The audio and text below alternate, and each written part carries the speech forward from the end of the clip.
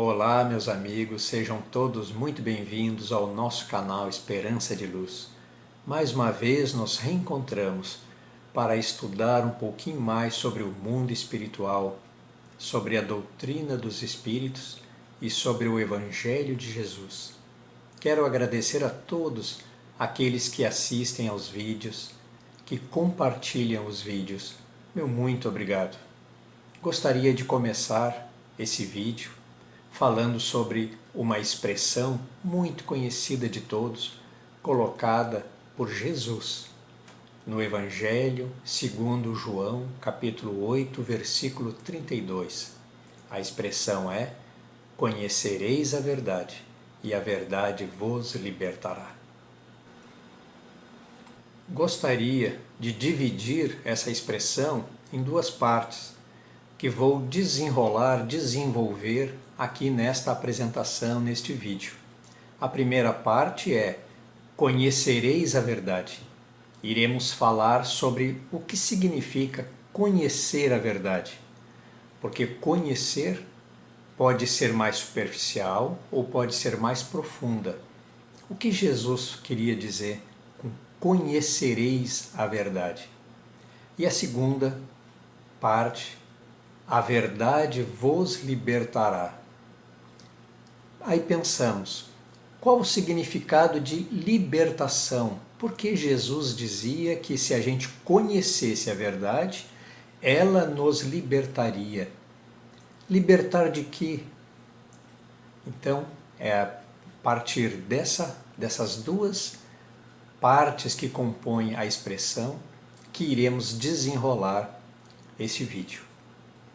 Gostaria de colocar então nesse início uma imagem, convidar a todos para se permitirem fechar os olhos e se imaginar lá no Monte das Oliveiras, numa noite estrelada, com aquele vento fresco que vem do deserto, olhando lá embaixo a antiga cidade de Jerusalém, envolvida pela muralha, sua grande muralha, e vamos colocar agora ao nosso lado o Mestre Jesus.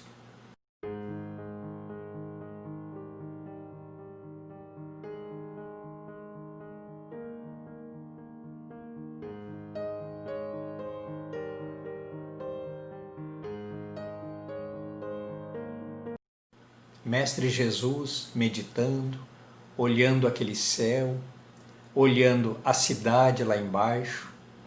É uma imagem que nos inspira, nos traz alento, muita calma. Eu sempre coloco essa imagem comigo nos momentos de maiores dificuldades, no momento de grande aflição. Eu sempre me coloco numa noite estrelada e com Jesus próximo a mim, me apoiando, me inspirando. Pois assim vamos realmente sendo cada vez mais confiantes e acreditando na palavra e conhecendo a palavra e a verdade do Mestre Jesus. Muito bem, gostaria de falar um pouquinho sobre a antiga Jerusalém e sobre a sua muralha. Na minha pesquisa que eu fiz, eu achei muito interessante e resolvi comentar aqui com vocês que a muralha, ela envolve a antiga cidade de Jerusalém e ela tem aproximadamente 4.000 metros. São 4 quilômetros no entorno da cidade antiga. Essa muralha, ela tem aproximadamente 12 metros de altura por 8 metros a 8 metros e meio de espessura, de largura. Então, é uma grande muralha realmente. Anteriormente, haviam 12 portões. Atualmente, há apenas 8 portões abertos, que podemos citar aqui de Sião, de Jafa, o portão dourado, o portão de Damasco, e assim vai. Nessa muralha também há 34 torres de vigia. Muito interessante o que eu pesquisei sobre essa questão da muralha. E também que ela foi destruída muitas vezes. e que a última inscrição que há de reconstrução da muralha foi pelo Império Otomano em 1538. Então foi a última vez em que foi refeita a muralha de Jerusalém. Muito bem, retornamos ao alto do Monte das Oliveiras. Amanhece o dia. Jesus então desce, passa pela muralha e entra na cidade se dirigindo ao Templo de Salomão. Logo entra, assenta e começa a lecionar as Escrituras aos fariseus que o cercavam. Após um tempo, Jesus retorna para a rua. Ao chegar na rua, se aproximam uns fariseus e uns escribas, trazendo uma mulher, aonde eles colocam que ela foi pega em adultério. Então foi uma prova, uma maneira dos fariseus e os escribas provarem, testarem Jesus se ele conhecia e obedecia à lei de Moisés. Porque, segundo as leis, a mulher que é pega em adultério, ela é condenada ao apedrejamento. Jesus logo entendeu toda a situação, com toda a sua sabedoria e conhecimento. Então Jesus se abaixou, começou a escrever na terra com o dedo.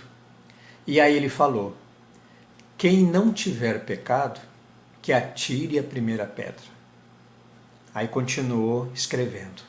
Aí os homens no entorno começaram a se olhar, e aí os mais velhos, que têm mais erros, não é? Mais pecados, mais erros, se afastaram, soltaram as pedras e se afastaram. E depois os mais moços também largaram as pedras e se afastaram. Quando Jesus retornou o olhar para a multidão, aqueles homens não estavam mais lá. Estava apenas a mulher jogada no chão. E aí Jesus coloca para ela: se ninguém lhe julga, eu também não vou lhe julgar. Vá e não peques mais, ou seja, não erres mais, não é? Acredito que todos conhecem essa passagem. Logo depois, então, Jesus se levanta e aí ele coloca essa expressão que eu vou transcrever aqui, que está lá no Evangelho segundo João, capítulo 8, versículo 32. Se vós permanecerdes na minha palavra, verdadeiramente sereis meus discípulos e conhecereis a verdade, e a verdade vos libertará. Esse foi o momento em que ele colocou essa famosa expressão. Muito bem, o que significa permanecer na palavra? Por que Jesus disse: se vós permanecerdes na minha palavra? Qual é aquela palavra de Jesus?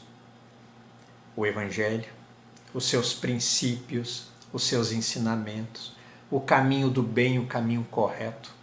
Então ele estava querendo alertar a todos que permanecessem. Aquele que permanecer na estrada traçada por Jesus, nas balizas traçadas por Jesus, poderá ser chamado de verdadeiramente discípulos e conhecerão a verdade.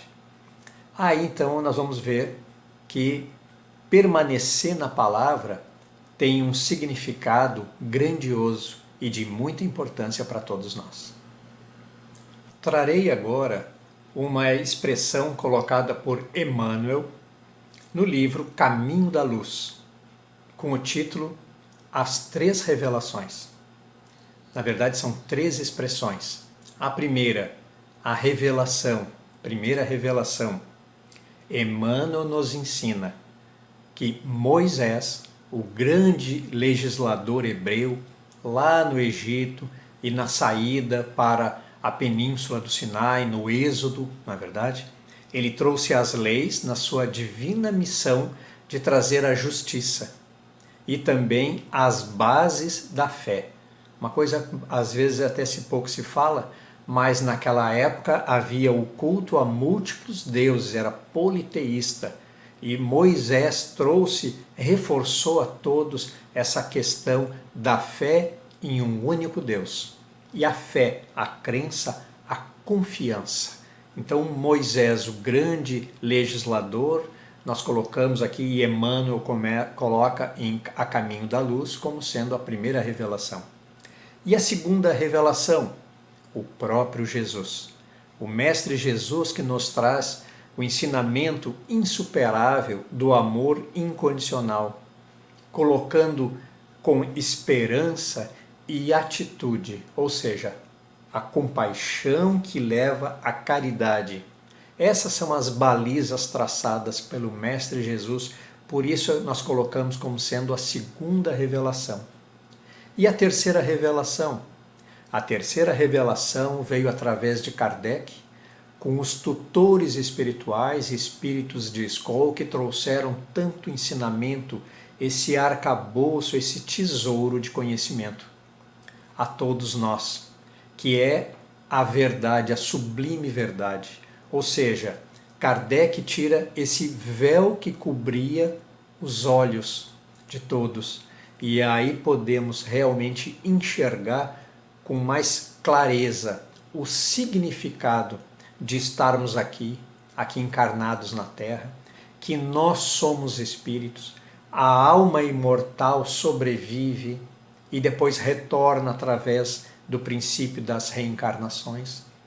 Então, os ensinamentos preciosos da doutrina dos espíritos é colocado por Emmanuel na obra Caminho da Luz como sendo a terceira revelação. E Emmanuel nos traz também uma questão que trata sobre a verdade absoluta e a verdade relativa. Mas vamos buscar aqui um trecho de Allan Kardec para nos trazer, para nos lecionar o que ele fala sobre a verdade absoluta e a verdade relativa e por que essa diferença. Kardec nos leciona que a verdade absoluta é patrimônio unicamente dos espíritos de categoria mais elevada, espíritos de escola, espíritos de luz. Eles têm acesso à verdade absoluta. A humanidade terrena não poderia pretender possuí-la, porque não lhe é dado saber tudo. Ela somente pode aspirar uma verdade relativa, proporcional ao seu adiantamento. Então, Kardec vem colocar, através dos espíritos de escola, essas questões da verdade absoluta e da verdade relativa. Se nós soubéssemos, tivéssemos acesso à verdade absoluta, ou seja, todo o conhecimento, porque a verdade absoluta é a verdade total, nós iríamos ficar com a nossa estatura moral ainda muito pequena, nós iríamos ficar perdidos, iríamos fazer interpretações equivocadas e iríamos nos prejudicar em muito. Então, nada é por acaso. Por isso que a verdade, ela vem aos poucos. A verdade ela não pode vir toda ao mesmo momento, porque iria nos perturbar. A nossa razão, as nossas emoções e sentimentos, ela iria nos perturbar. Veja o sentido, a sabedoria em tudo o que é colocado pela espiritualidade de luz a toda a humanidade. Continuando com Emmanuel na obra Fonte Viva, ele nos leciona desta forma: através do trabalho constante no bem, alcançaremos a nossa libertação dos preconceitos, das superstições, do orgulho, da vaidade, do ódio, da avareza, do personalismo, do ciúme, da inveja e dos apegos às vãs tradições. Ou seja, apenas os ritos da aparência, sem ter profundidade de sentimentos, emoções, não é? Ou seja, apenas esse apego a fazer as coisas pela aparência e não por inteiro, como eu comentei em outro vídeo, a respeito da caridade, ou seja, não apenas uma doação sem a pessoa se entregar, e sim uma caridade plena, onde a pessoa se entrega de corpo e alma naquela atitude, no relacionamento com a pessoa que está fazendo aquele ato de caridade. É muito diferente do que uma simples doação. Muito bem, enquanto isso, estamos presos aos grilhões que nós mesmos criamos. Então, quanto a gente não se libertar de todas essas chagas, nós estaremos presos a grilhões que nós mesmos criamos, ou seja, são armadilhas. Nós mesmos acabamos criando armadilhas que vai nos prendendo, vai nos bloqueando. Por isso que nós precisamos nos libertar. Libertar dessas armadilhas, desses apegos que criamos às nossas chagas. Olha como é profundo e como é difícil se libertar. Por isso que nós precisamos conhecer a verdade, para daí a verdade nos libertar. Tudo vai se encaixando, como eu sempre falo. Muito bem. Então, Emmanuel, nesse trecho, aprofunda quais as nossas chagas, como ele relatou, são várias, e como a verdade pode nos libertar delas. É assim que acontece. O Evangelho de Jesus vai tirando esse véu que encobre as nossas mentes e vai gradativamente trazendo luz às nossas vidas. Então, quando a gente vai se iluminando, vai realmente enxergando essas chagas e aí vai se libertando delas, seguindo as balizas, o caminho traçado pelo Mestre Jesus. Trago agora uma questão do Livro dos Espíritos de número 115. Ela trata sobre essa questão de conhecer a verdade. O que ela nos leciona?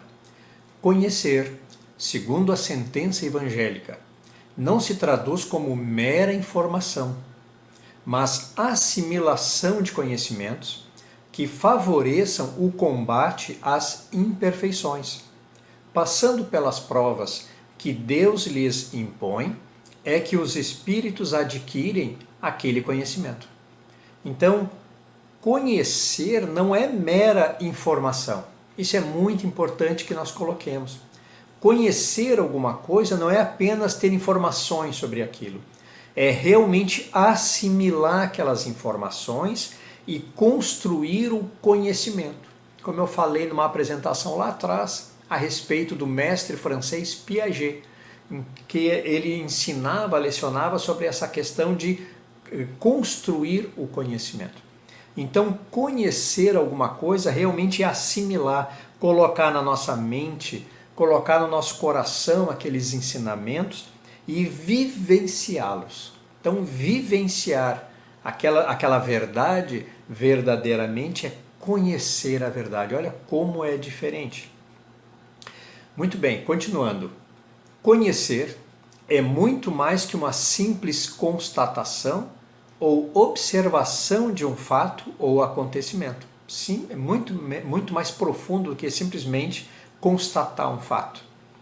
Conhecer é buscar os fundamentos que se sustentam naquela verdade. Ou seja, é aprofundar e interiorizar aquela verdade. É como a gente acabou de falar aqui, acabou de ver. Ou seja, é interiorizar, é aprofundar aquela informação, o que a gente visualizou, o que a gente ficou sabendo e que nós acreditamos. Então, verdadeiramente é adentrar nas emoções e sentimentos e vivenciar aquilo. É muito diferente. Somente assim ela pode nos libertar, pois do contrário, nós veremos a verdade como mera informação, desligada da realidade ou irrelevante para todos nós. Então nós observamos, escutamos, ouvimos, mas, como se diz, entra pelo ouvido e sai pelo outro. Nós não assimilamos aquela informação, não construímos um conhecimento.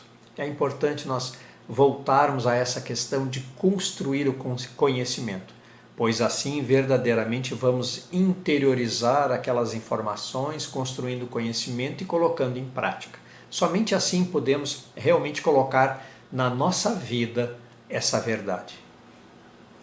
Continuando, a verdade não nos libertará de nossas chagas se não a conhecermos, e essa verdade precisa chegar até nós aos poucos, como já foi comentado logo atrás, para nos habituarmos a ela, senão ela nos ofusca. Essa é uma questão muito interessante, porque quando começa a vir a verdade, as informações demais, vai nos ofuscando. Então nós podemos colocar aqui uma analogia de uma noite muito escura, como nós falamos assim, uma noite que é um breu, é muito escuro, e de repente um automóvel, um veículo acende os faróis contra nossos olhos, nos ofusca. Então é importante que venha realmente as informações, venham aos poucos, para que a gente vá se habituando a essas informações, a esses conhecimentos, a essas verdades. É importante porque senão nos ofusca. Muito bem. Para encerrar esta apresentação, gostaria aqui de fazer um comentário que observei dentro de uma casa espiritualista há muito tempo, há muitos anos, aonde um querido irmão me colocou uma expressão que me marcou profundamente. Essa expressão diz assim: a verdade convence, mas a verdade não converte. Alguém já ouviu essa expressão? A verdade convence, mas ela não converte. O que significa isso? A verdade pode tocar a nossa lógica, a nossa razão, não é? A gente pode acreditar naquela verdade, ela pode nos tocar a ponto da gente acreditar naquela verdade. Mas, infelizmente, a verdade por si só, mesmo a gente acreditando, a gente se convencendo nela, ela não tem o condão de nos converter, da gente abraçar aquela verdade e colocar na nossa vida, no nosso dia a dia, nos nossos pensamentos, nas nossas atitudes. Então, a verdade, quando ela convence a nós, a gente não pode dizer, nós não podemos afirmar que já conhecemos a verdade, porque apenas coloca em prática quando nós conhecemos a verdade. Porque lembro lá no início da apresentação, se nós conhecermos a verdade nos libertará. Libertar de quê?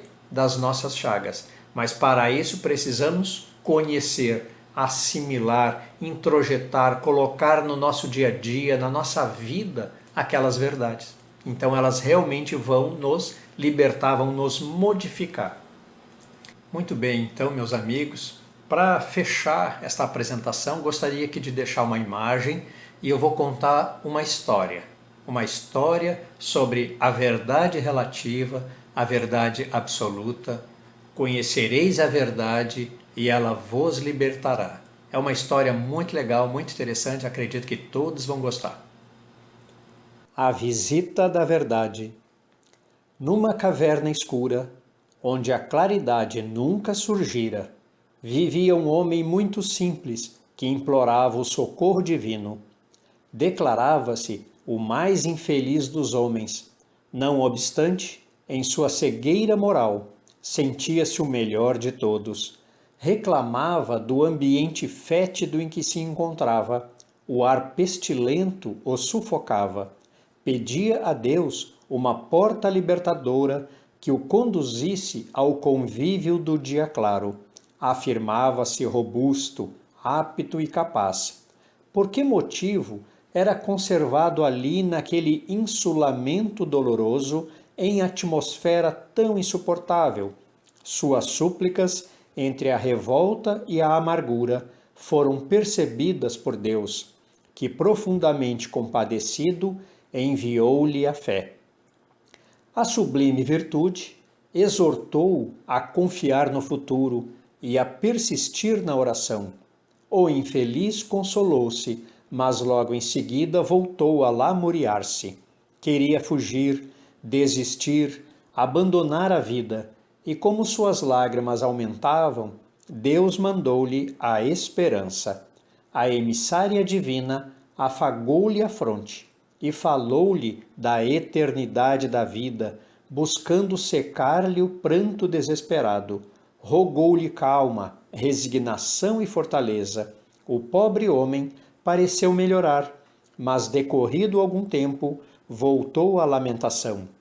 Comovido, o Senhor da vida determinou que a caridade o procurasse. A nova mensageira acariciou-o e alimentou-o, endereçou-lhe palavras de carinho e amparou-o, como se fosse a abnegada mãe. Todavia, o infeliz persistia gritando revoltado. Foi então que Deus enviou-lhe a verdade.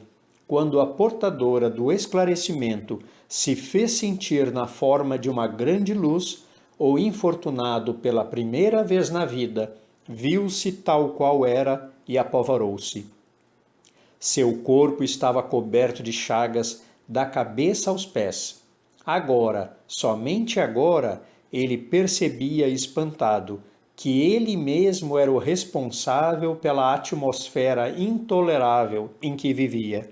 Tremeu cambaleante e horrorizou-se de si mesmo, sem coragem de encarar a sublime visitante que lhe abria a porta da libertação. Fugiu apavorado, em busca de outra furna, onde conseguisse esconder a própria miséria que só então reconhecia. Assim ocorre com a maioria dos homens perante a realidade. Sentem-se com direito a receber todas as bênçãos do Pai Eterno e gritam fortemente, implorando ajuda celestial. Enquanto amparados pela fé, pela esperança ou pela caridade, consolam-se e desesperam-se, creem e descreem, tímidos, irritadiços e hesitantes, quando a verdade, porém, brilha diante deles, revelando-lhe a real condição em que se encontram, costumam fugir apressados em busca de esconderijos nos quais possam cultivar a ilusão. Em uma ocasião, Jesus disse que somente a verdade fará livre o homem. Acostumemo-nos, pois, à sublime luz da verdade, reconhecendo em nós mesmos as causas de nossas desditas e busquemos, corajosamente, meios de alcançar, de modo definitivo, nossa libertação.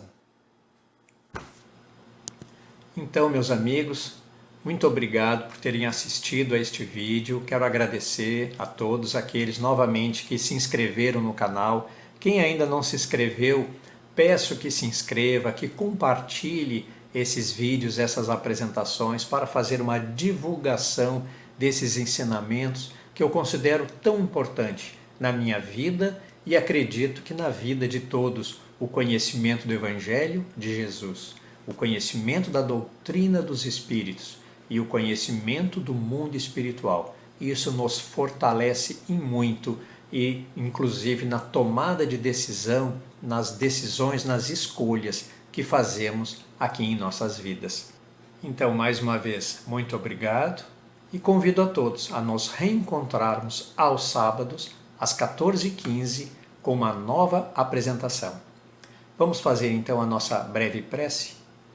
Mestre Jesus, muito obrigado pela sua paz, pelo seu amor incondicional por todos nós, pela sua paciência com as nossas imperfeições e com a busca constante de nos inspirar, nos intuir a tomarmos o melhor caminho, a tomarmos a melhor escolha em nossas vidas e com a esperança de seguirmos sempre as balizas traçadas pelo Senhor, agradecemos e abençoa-nos hoje e sempre.